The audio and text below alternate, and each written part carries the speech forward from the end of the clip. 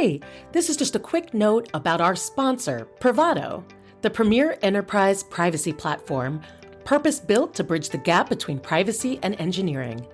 Its privacy code scanning solution embeds privacy, compliance, and governance into the product development lifecycle and empowers privacy and security teams with unparalleled visibility of sensitive data flows and the insights to find and fix privacy vulnerabilities.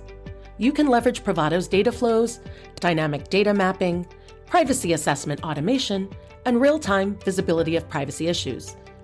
Enter the era of proactive privacy and transform privacy from business blocker to business enabler. To learn more, go to privado.ai. Hello, I am Deborah J. Farber. Welcome to the Shifting Privacy Left podcast, where we talk about embedding privacy by design and default into the engineering function to prevent privacy harms to humans and to prevent dystopia. Each week, we'll bring you unique discussions with global privacy technologists and innovators working at the bleeding edge of privacy research and emerging technologies, standards, business models, and ecosystems. Today, I'm delighted to welcome my next guest, Menotti Minutillo, an experienced senior privacy engineering manager with 15 years leading critical programs and product delivery in privacy, information security, compliance, corporate development, and API products. His background's a unique blend of engineering and engineering management, technical program management, corporate development, and product management. Menotti is a sought-after technical privacy expert who serves as an advisor for several privacy tech companies, including Opsware Data and Desera. Menotti has led privacy engineering teams at Uber, Thrive Global, and most recently, Twitter. In fact, he worked at Twitter on 2 separate occasions. Today, we're going to talk about privacy engineering approaches that earn trust for customers and partners, the different skill sets that are part of privacy engineering, and the current climate for privacy engineering positions. Welcome, Menotti. Thank you so much for having me. Oh, yeah. I'm really excited for this discussion about privacy engineering as we see it shaping up in industry. And to kick off a discussion, I'd love to hear about your origin story. Can you share with us how you ended up working in privacy and then taking on privacy engineering roles? Sure. I guess my journey into privacy and privacy engineering is a bit of adjacent work and some happenstance and good luck from some very kind people who took some chances on me. So for that, I'm really grateful. I started my career in 2007. I worked on Wall Street and I was kind of a DevOps and infrastructure engineer. I had a concentration in college in information security. So I guess that was enough to be thrown onto email routing system and anti-spam system for a big bank on Wall Street. So through those responsibilities, I had spent a lot of time with folks in network security and information security because all of these things were kind of coherent with one another. So in 2012, I moved over to Twitter for the first time, and I was responsible for technical program management within the information security team. And I worked on things like identity management and SOC 4 for IT general controls. My transition to privacy was after my time at Twitter when I went to Uber in 2016, and privacy was more of the sole specialty there. They brought me in to get the GDPR readiness program set up in engineering and work with the teams there to tackle some of the fundamental stuff like data lifecycle management. So this was where the transition point was. And it was a, kind of another example of somebody taking a chance on me due to the kind of adjacency of my previous work. And so having worked with a software team there within the information security group, the CISO offered me an opportunity to manage that team instead and transform it into kind of a more formal privacy engineering team. So this was a software team, and we had kind of a range of skills from back-end engineering to mobile and front-end web. And we wound up building a bunch of those services, but also the user features that helped Uber's kind of overall privacy mission and transformation. Spent a short time after that helping this company called Thrive Global set up their privacy and security program before returning to Twitter, where I tried my hand at product management.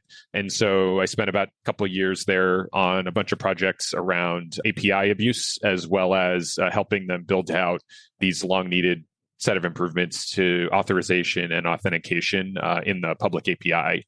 And finally, kind of most recently, I swung back into Twitter's privacy organization, and I started out as kind of a chief of staff to the CISO, while at the same time helping build out one of the teams within the privacy engineering org. So overall, I find that I kind of direct my energy and I wind up floating towards areas that have a lot of need, which is why I've kind of gone between different job profiles. But there's been this common through line of privacy and security throughout it all.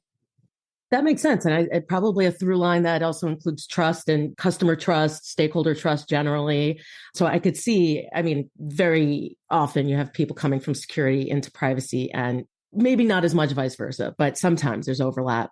So far. Yeah. I mean, I got into privacy first and then into security and then got my CISSP and did all that as part of consulting and seeing the bigger picture. You know, you want to basically, I urge people to get out of their domain and to understand the periphery. So I think that makes a lot of sense that you've had these weaving roles that kind of aren't just one position from company to company.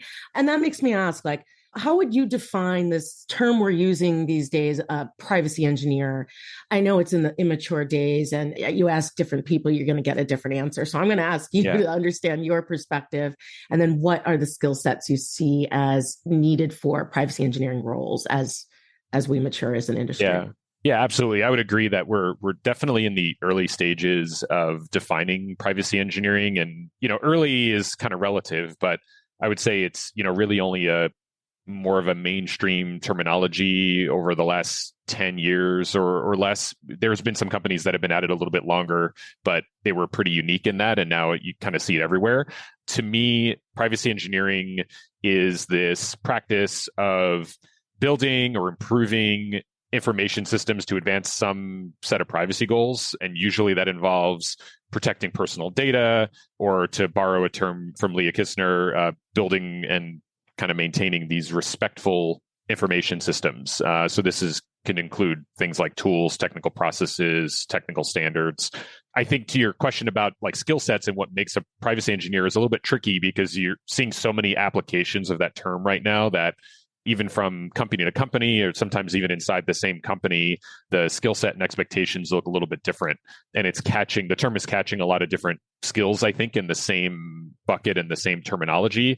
And it would kind of be like if you were asking to define a security engineer, I'd probably ask, like, well, what type of security engineer? Is it infrastructure? Are they application security person? Or are they a product security person? So right now it's like this kind of immature terminology, which is totally fine. I think, you know, over time, we're going to see probably some different naming conventions as there's like higher specialization and differentiation in skill sets as the kind of technical practice matures, which will be helpful, I think, overall for the success of the job profile as folks kind of get those specializations. So, you know, what I've seen personally has been, you know, a range from kind of classic software engineering that happens to work in the privacy space. So these would be, you know, engineers writing software, delivering software that are in the privacy domain, which might be a, you know, set of features or some backend services that deal with user data. But then there's also a big piece of this that could be applied research of something that's been studied in the academic sphere and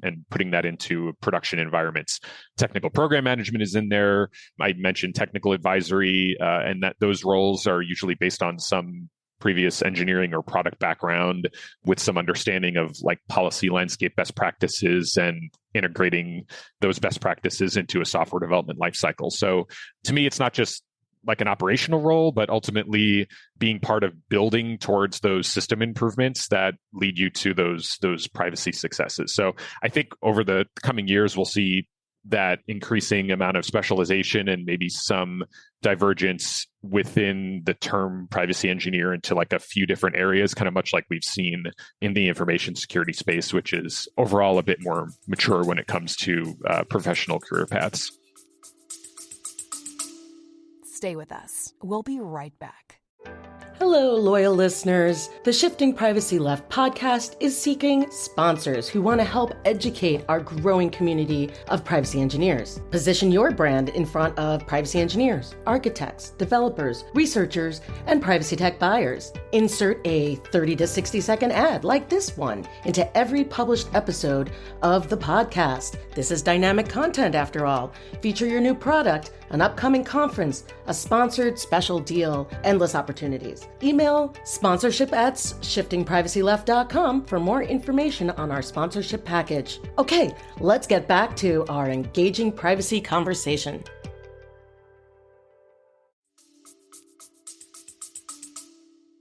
I totally agree with you on that. I think that security really lays out the landscape as to how the path for how privacy is going to mature. So if you're going to have the same engineers working on certain aspects of the business, you're going to need your security engineers to help the business at a certain point and assess risk, and whether it's risk of their code or whatever. It's a great place to also look at the privacy risk, right? So there's certain, I don't want to say, what's it called? There's certain like gates at which the security team is looking at certain things. And that's a great place for privacy to do the same without having to completely change workflows. Yeah. There's this concept of defense in depth or security threat modeling. There's different ways to look at this, but the idea being that security is kind of this layer cake, or you can call it like, the Swiss, lining up the Swiss cheese slices next to each other. There's this idea that you have different protections and risk reductions based on certain threat models and different kinds of capabilities, where specialization, especially in more complex organizations with more complex products, becomes necessary, from the infrastructure layer, sometimes the kernel layer, all the way to what's being built into end user products. And I think you're going to start to see some of that in privacy as well. I think how the InfoSec space has developed over time is a good model for this, thinking about where this will probably go in privacy. Right. With the small caveat of you're looking at information flows, where is security, you're not so much looking at that. You're kind of like locking down the data for confidentiality, or you're looking at, other aspects. So while it's a similar paradigm, it's definitely going to be slightly different. There's different risks and risk modeling needs. So yeah, I think that makes sense. I know that many of those who hold privacy engineering positions work in big tech. I mean, that's just where there has been so much opportunity, such immediate need for privacy engineering roles. And this is where companies have tons of personal data to protect. And they're often under FTC consent orders to account for their practices to, a greater degree than is even normally required under law, just because they've typically gotten themselves in hot water before and now have to go through like 20 years of audits to satisfy the consent decree. And there's much public scrutiny, and those companies, they needed to deploy technical approaches and assurances at scale. So can you tell us what it's been like to work at companies like Uber and Twitter, where there are multiple privacy engineering teams, and what approaches do you see as best practices in setting up these teams and deploying solutions? Yeah, I would say Uber and Twitter were a little bit different in their approach, and not necessarily in terms of what they thought was important or not, but more about the order of operations. So I've seen these programs develop through kind of different areas of their life cycle, in some ways, depending on where they started. So Uber was, at least in my experience, a little more from scratch during my time there. So I got to see it from basically, I don't want to call it zero because there wasn't zero, but it was a little bit more sort of diffuse through various engineering teams until it was somewhat unified under one header, which was within our security organization, where we actually had kind of an end-to-end responsibility from the backend services all the way to the user features. At Twitter, it was also kind of spread out between lots of different teams with privacy responsibilities, and also wound up getting put under one roof. Kind of a key difference was that Twitter kind of kept the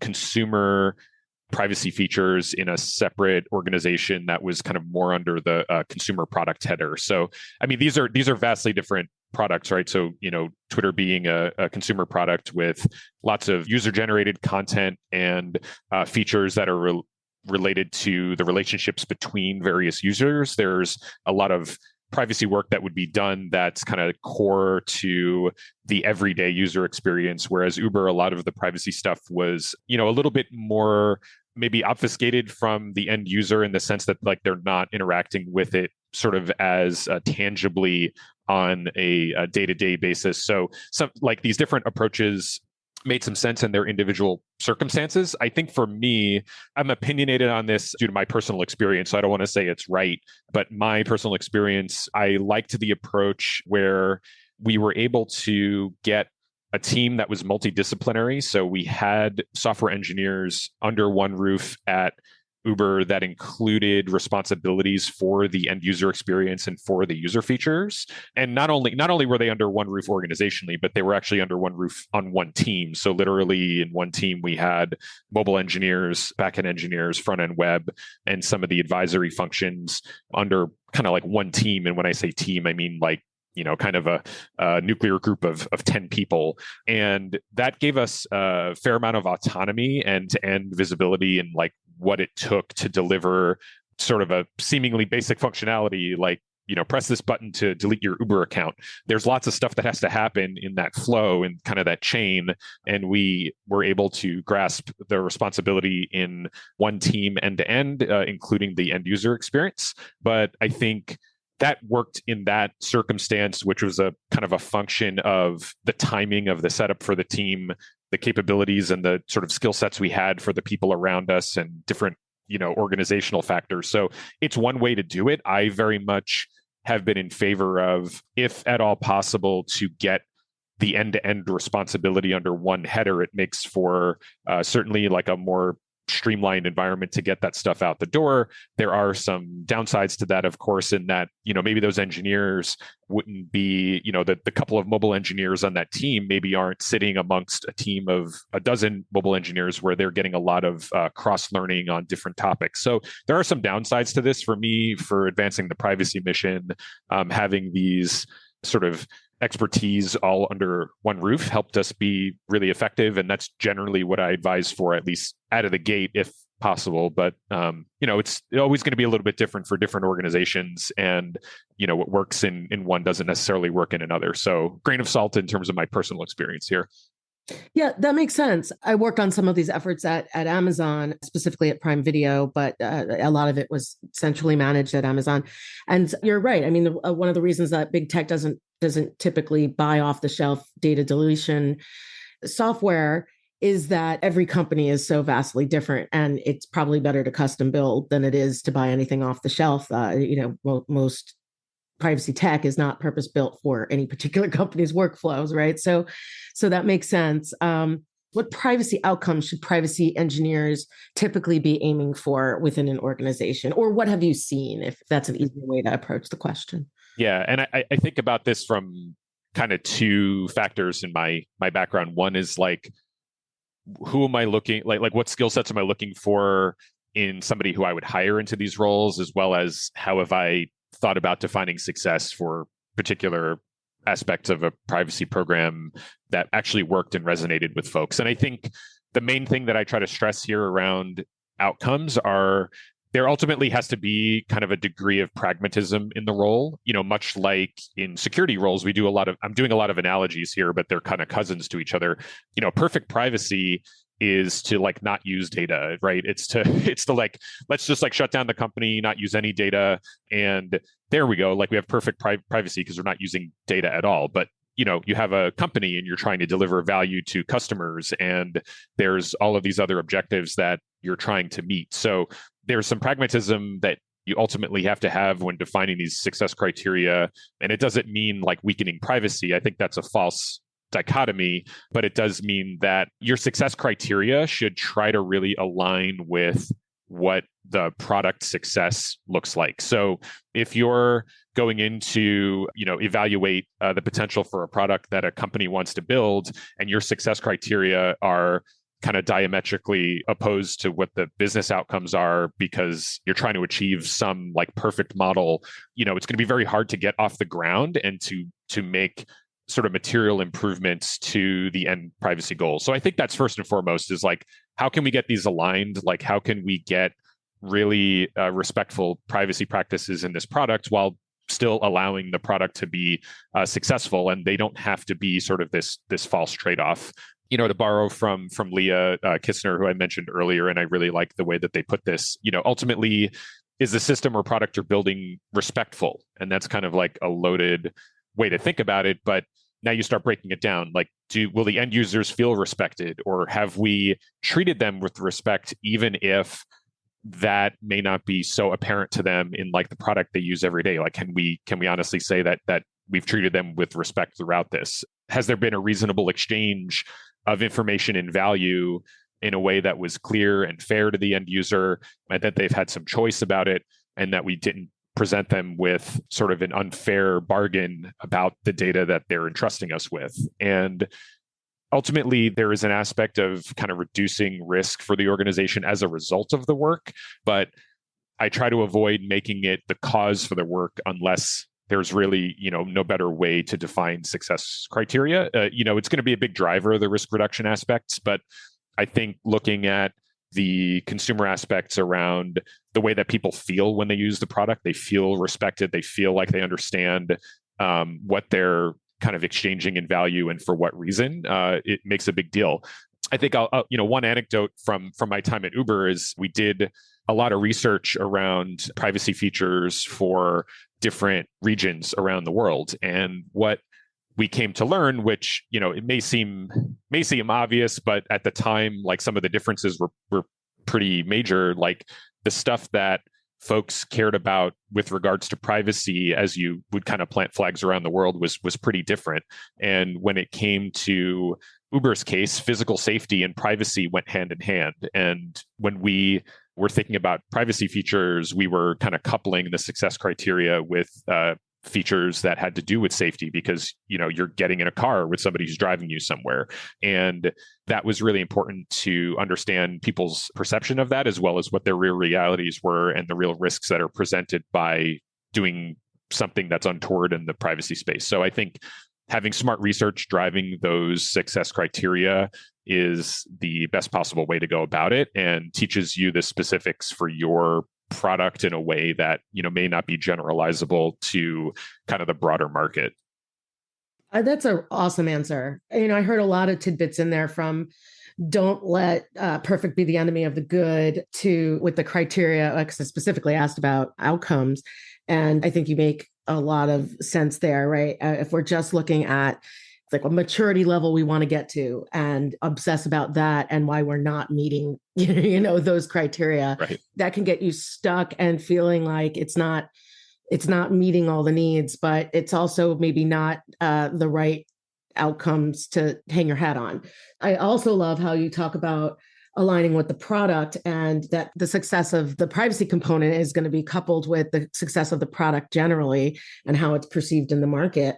Yeah. I think, when people talk about privacy, I'll talk about privacy as control or privacy as transparency. But when it comes to privacy and trust, I do think that there is very much this coupling with respect. The same way that when we talk about security and trust, there's also the aspect of safety. And so when it comes to trust, that respect aspect is so key. And I know that Leah has been championing that as part of the privacy engineering practice. In fact, they incorporated it into the Pepper conference, right? Privacy engineering practice and respect, and kind of has really championed that aspect. And I love it. And I think it makes sense. And I'm totally here for it. I want others to think about, are you respecting the customer? How are you obsessing over your customer? Well, what respect to their privacy are you giving should really be like an acceptance testing, so to speak, right? Maybe not by the developers, but by the product folks. Absolutely. What architectural approaches have you seen during your work? And, have some worked better for other use cases? And this is a really broad question I'm just going to throw out there, that I've recently learned a lot about data mesh architectural approaches. So I'm like learning more of these like new approaches, but I'm just curious, like, what you're seeing overlap with privacy. Yeah, this is obviously a big potential area for discussion. So I'll probably speak more at the macro level. Yeah. I think when I'm either advising internally or I'm in one of these kind of opportunities to talk to a company that's operating in this space to sell a B2B product, or another company that's thinking about setting up a privacy program, I generally will say that the buck stops with knowing what you have. Everything around data privacy is contingent on having a pretty good handle on what data you have. And it's not a typical case for companies who are getting started, especially, startups who are hitting some traction, to pay a lot of attention to the data that's entering their environment that may be sort of tacked on to other critical business data that's helped driving the product. So first and foremost, what data do we have? And do we have a handle around, how it's growing and what it is? So generally, architecture for me always starts with how are we doing inventory and how automated is that? Does it require sort of a person plugging away to keep the inventory up to date, or are there systemic approaches that helps keep that at least kind of at bay and in a way that can be observed and monitored for growth or reduction in the size of your overall kind of data environment. And then it's kind of a risk-based approach to setting up the architecture. I think when you're dealing in needs around privacy, you have this broad area of data lifecycle management, which is from collection to deletion. And there's probably, depending on your point of view, there might be 6 or 7 different states of data that can exist inside of your company which may require different technical solutions. So generally, it's a mistake to try to invent all of the pieces at once and then apply it to your organization all at once, after a year of engineering it. Instead, trying to figure out where the biggest risks are to your users, to the business, kind of doing a privacy threat model, so to speak. And this often leads us to thinking about the top of the funnel or the left, to go to the podcast title here. So can we incorporate systems and sort of different places to catch data and label it, process it, get it into a state that is controllable earlier and earlier in the software development lifecycle, as well as in the lifecycle of the data in our environment. And then when it comes to the actual sort of designing of these systems, there's lots of options around, especially in highly distributed environments that may have a kind of a large sprawl of interconnected microservices, and you're just trying to wade through all of that complexity. There's some key decisions to make that are kind of dependent on the state of the organization, and going down to even decisions like, do you want your systems that are trying to advance privacy to be doing the direct CRUD operations, the create, read, delete operations on databases, or would you prefer to set up something like a pub sub, which is this idea that you would publish a message out to a common message bus that says, we need to do something with this piece of data, like delete user X, which then another system picks up and executes on that, which creates a bit more of a distributed responsibility. So there's all these design decisions along the way that are, it's a whole long line of it depends. But I think, when zooming out, it's knowing what you have and trying to gain some semblance of visibility and control as early as possible in the lifecycle of the data, and then dealing with later on where data may have been distributed in a different data warehouse or data lake. I think for me, getting the sort of inbound and the new growth under control first is kind of a smart way to go about the systems architecture, given that you generally can't boil the ocean, or else you might have missed things by the time you're ready to deploy your systems. Right. And rather than compounding the problem, just start with the new, create the ideal new architecture and then address kind of the legacy challenges. Yeah. Yeah. I was going to say, it's very rare that you get a clean slate to set this stuff up. So is there a way that you can idealize what you want it to be and get that sort of happy path flow established from end to end? And then you could start applying it to what's been sort of happening in the past or the active production system. And again, this is the approach that I think works really well. The caveat always being well, what does your environment look like? But I think, from a philosophical perspective, getting it early in the SDLC, as well as trying to demonstrate a happy path, is a way to ultimately tackle this in a way that the organization can absorb effectively amongst all of the other things that it's trying to do. Right, right. And then, of course, has the effect of, if you start to do the data minimization and do a shift left up front, and the more work you do up front, the less of a paper chase and compliance burden you have in the first place. So Totally. hopefully we can also track the money saved by not doing all that. Yeah, it's a nice outcome, a nice to have or cherry on top, and say, oh, well, it actually wound up saving us a lot of money at the end of the day. Look at that. Who knew? Exactly. Okay. So I've got a few more questions about some of your experience and Sure. your background before turning to a new topic I know we want to talk about today. So the first is I know that while you were at Uber, you worked with some, or your team worked with some privacy researchers at UC Berkeley and working on differential privacy research and took that from the lab and then deployed that in the real world at Uber. And I really would love to learn a little bit about what that was like, or any lessons learned from taking something from the lab. And this was a few years back. So, it wasn't as mature as it even is today. What was that like to then systematize it into an organization and actually deploy it in the real world? Yeah, this was one of my favorite projects I think I've ever been a part of. Oh, nice. Yeah, it was very cool. The TLDR and how it got started was our CSO and a professor at Berkeley, Don Song, they were friendly and they had been talking about things that we can do in the privacy space. And there were some researchers at Berkeley pursuing their studies who had interest in working with Uber data.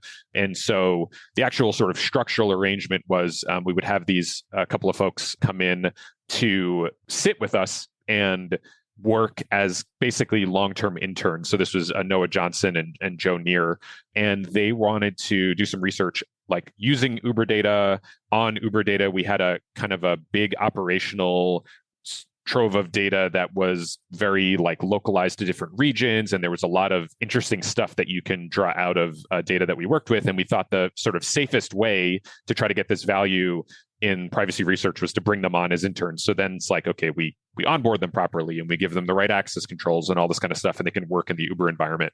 And so initially they were very interested in working on differential privacy as it pertained to SQL queries. So the idea being that, when you have a big trove of data and you're an operator and you're trying to answer some questions like, I don't know, like tell me how many riders took on a certain promotion in a city between these times. And, these SQL queries that an operator at Uber might run to figure out what's going on with the business could be quite complex. And then enforcing some semblance of privacy on an infinitely complex set of SQL queries is really hard because, the human mind is limitless and you can just, try to query all these different things that you may believe that you have good privacy control around, but then, you add some variables to the query and all of a sudden there could be some exposure.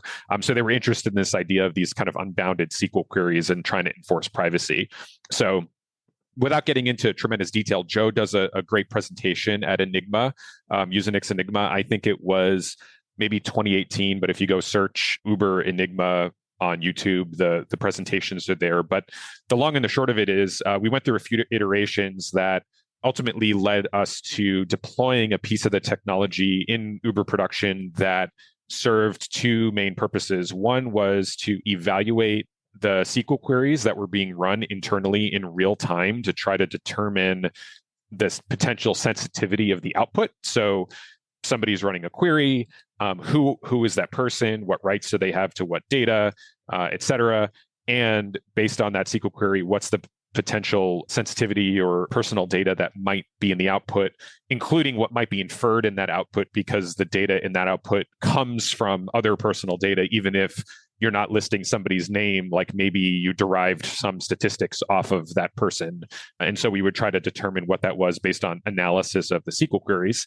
And then the really cool part was being able to take that analysis of what that output is going to be and in real time modify the SQL queries to enforce privacy before they're actually run, so that you don't even send the query that has the potential for a sensitive output to the runtime, which runs the query. So it's like examine what's in there, predict what the output is going to be, and then actually modify the query after the user submits it such that it enforces privacy properties. This was really cool. And it actually was able to help us achieve some interesting privacy outcomes in this very complicated query runtime environment where you had these thousands of operators trying to like do their jobs at their local city level. And we were able to apply like kind of much broader macro rules on what people were and were not allowed to do with that data in such a way that didn't require as much like active management on the field level, because we were instead doing all of the privacy at the SQL level. So there's a couple of blog posts about it which explain it in further detail. But I think what I learned from all of this and the really awesome output we had was there's all this great opportunity to partner with the academic community on privacy in a way that's beneficial to everybody involved. So, the folks from the university get to research on real world data, write a paper, help advance a thesis, so on and so forth. And then Uber gets some really cutting edge technology which advances the privacy mission that we otherwise might not have been able to invest in internally due to conflicting priorities and so on. But instead, it's like, well, we'll do this partnership, and these researchers really want to work on it. We really like the potential, outcomes from such a partnership, and maybe we can't internally fund a few full-time people working on this thing that's like theoretical for a while. So overall, I think it was a great setup, and I would love to be able to do that more in future roles where we do these kinds of partnerships, because it does allow this transition between kind of the theoretical in the privacy space into how do we actually make that thing go into production, and what requirements and different trade-offs do we have to make it a reality. So it was definitely a favorite project of mine, and I hope we can do some more in the future. That's awesome. I really love the story, and it really must have been fun to be there for like groundbreaking kind of at the time. I think it was one of the second deployment after Google. I might be wrong about that, but it was pretty early on in using differential privacy in commercial practice. So that's pretty cool. I have to ask, what was it like to work on privacy at Twitter during an ownership transition like the one to Elon Musk? Do you have any lessons learned about that experience, and maybe even just give us a little peek as to what it was like during a transfer of ownership? It's okay. I knew you had to ask. Totally fine. No, I think any sort of big corporate event, whether it's a merger, go private, go public, I've been part of it all. I think during those times, it's, things feel really volatile. There's generally the business will try to keep things as stable as possible during these big corporate volatile events. And from, my perspective, the way that I dealt with this particular one and how I've dealt with them in the past and other types of periods of volatility at these companies is to focus on the mission and make sure that we are explaining the various trade-offs that might have to be made when it comes to, the potential for changing priorities or changing staff or reducing staff or moving people around because, different things become important. And then also ultimately making sure the folks who work for me, the folks who rely on me to be their manager or team leader, understand what the various risk factors are, what's important to focus on, and try to remember that ultimately we're here looking out for the end user. And so long as we're able to do that and keep advocating for them, then we're doing a good job. So when I say focus on the mission, I don't mean sort of like ignore all of the externalities. It's really more like take the input of those externalities and make sure that you're taking it into account when you're coming up with your strategy and making sure that your strategy is, coherent with whatever the new potential reality is. And I think that we did a pretty good job at that. And, certainly it'll be sort of a story to tell and something to bring along with me for future roles. I've worked at a bunch of places which have gone through pretty interesting times when it comes to privacy. And so this is another one that, sort of helps give me I think a pretty broad perspective on handling things. Yeah, it's definitely a unique one that had like the world's eyes on it. So Yeah. I don't envy you for that, but I'm sure you've got some amazing stories for around the water cooler, the proverbial water cooler. Something like that. Yeah. Okay. So I'm going to completely switch topics here and talk about the fact that recently you posted an article to LinkedIn that really caught my attention, titled, "Was Privacy a Zero Interest Rate Bet?" And so before we dive into what you mean here, can you tell us what's a zero interest rate policy, or ZIRP, and how are tech companies leaning into ZIRPs, especially during the pandemic and after the pandemic? Yeah.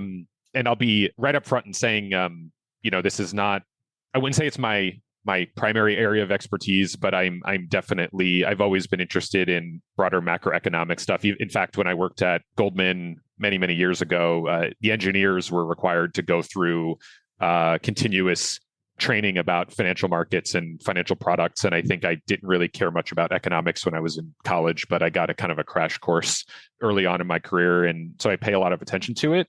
So I apologize for any sort of technical mistakes that any listener might hear me go over here when I'm talking about this. But basically, a zero interest rate policy is kind of the monetary policy that the US Federal Reserve has enacted for like the better part of the last 14 years.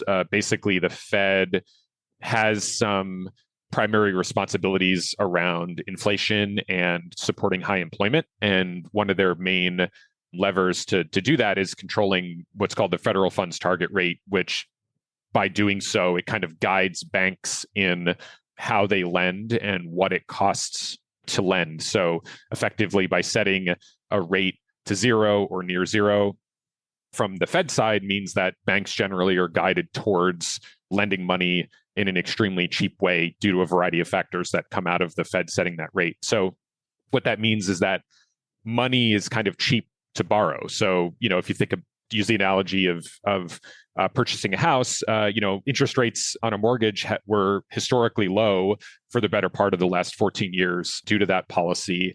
And lately, we've seen right before the pandemic, rates were starting to come back up a little bit to help control for the potential for inflation. But when the pandemic started, the Fed returned to a zero interest rate policy to try to stimulate spending and stimulate borrowing because the economy was kind of experiencing this unprecedented shockwave. And so by keeping money cheap, people are incentivized to borrow and spend and invest. And so similarly, companies during low interest rates may look at kind of a relatively low risk opportunity to borrow and then become kind of less stingy where they invest, and they may invest in more risky business opportunities, or they may be able to spend more money in places that, during a belt tightening that it may not. So that's kind of the zero interest rate policy in a nutshell. And I think, we'll get into this a little bit, but there's this kind of meme now where you're trying to identify which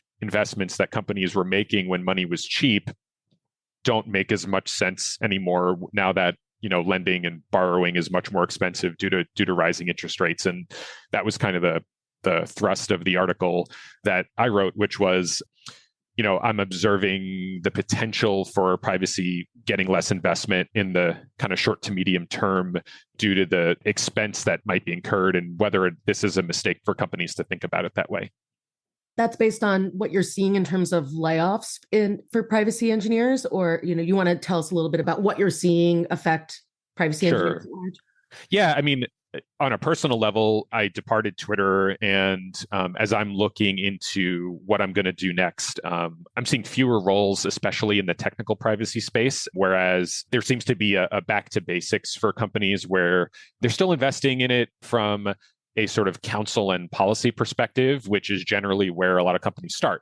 And this is totally normal, where companies will start their privacy journey as a legal exercise, which is completely expected. And it's usually more of a starting point than where they mature into. So based on kind of my own investigation into what I'm going to be doing next, you just see a bit of a retraction in the technical privacy space, while relative to that, you see more strength on the legal side. And that's just been, my observation. So putting those pieces together, I see kind of a back to basics approach in that space. And it makes me a little bit worried that it's a step backwards for the practice overall. And I was kind of posing this question as to whether the investments in technical privacy were a result of a kind of like a looser borrowing spending environment.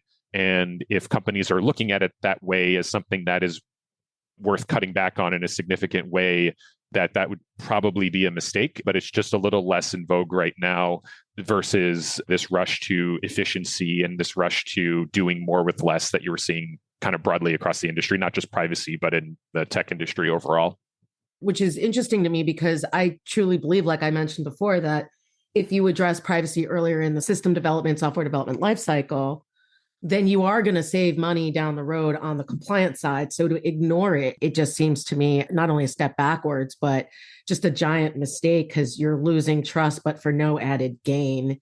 Whereas you could do the investment up front for plenty of gains that would make shareholders happy later on. I just wish we weren't so like tied to the market on a quarter by quarter basis.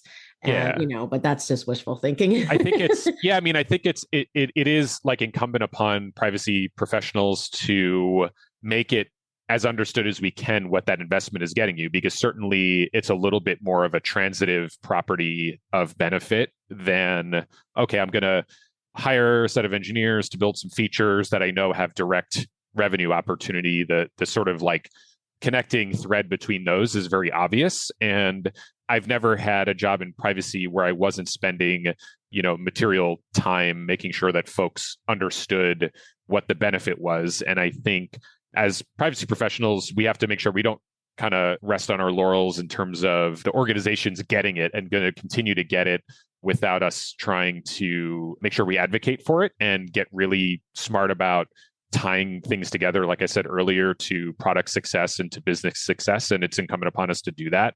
And especially during this time of belt tightening, it's going to be extra important.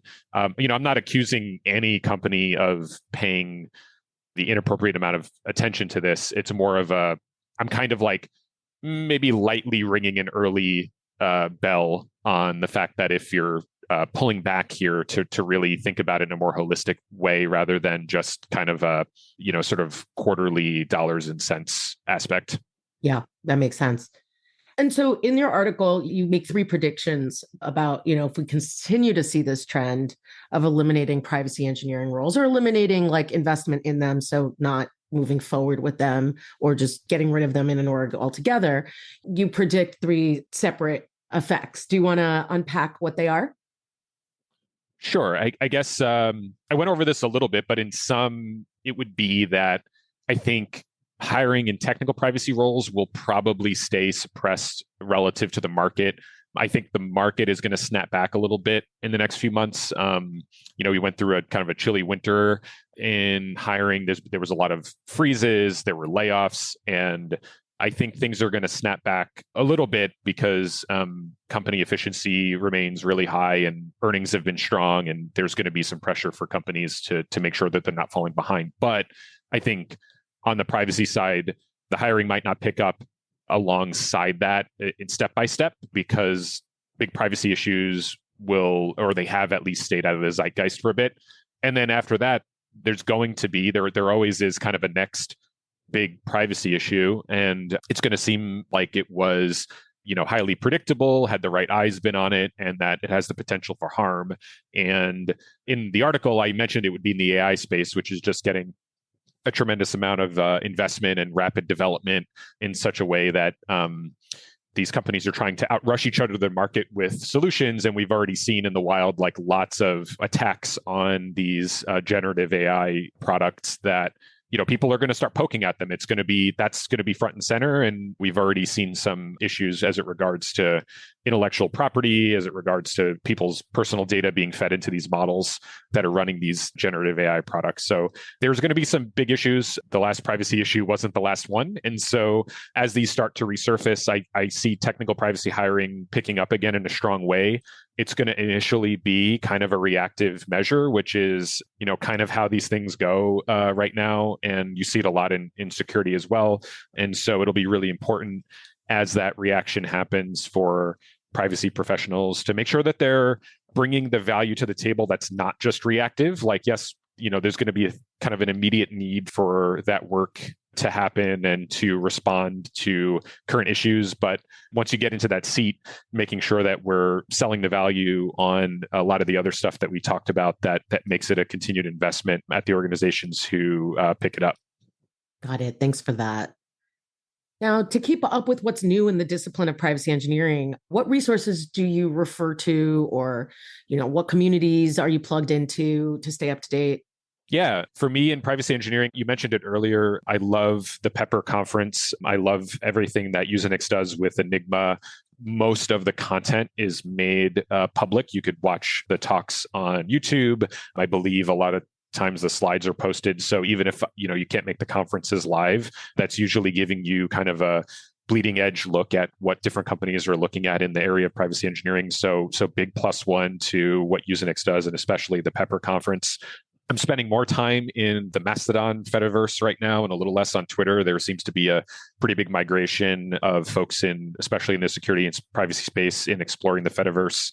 It's definitely not ready for mainstream adoption. There's still a lot of kind of speed bumps getting onboarded, but I imagine if you're listening to this podcast, you're either already there or you were thinking about it, and there's lots of good conversation there. I've always found that staying up to date involves good conversation and good debate with people who are smarter than me, and there's many of them, so I try to do that. And there's lots of community that gets established in places like LinkedIn, where I'm posting a little bit more. The article earlier, it's just putting my thoughts out there kind of broadly in the space has given me the opportunity to connect with other professionals, to see what's going on, and give me a broader perspective, and give me a lot of respect for what's going on in the industry. So those would be my go-tos. And then maybe after that, there's some good germinating spaces in privacy Slacks and things like that. But usually those are as a result of making good relationships with folks in the industry, learning about what's going on, and then kind of getting into these, I think, more intimate communities have been a really good way for me to keep in touch with what's going on. Awesome.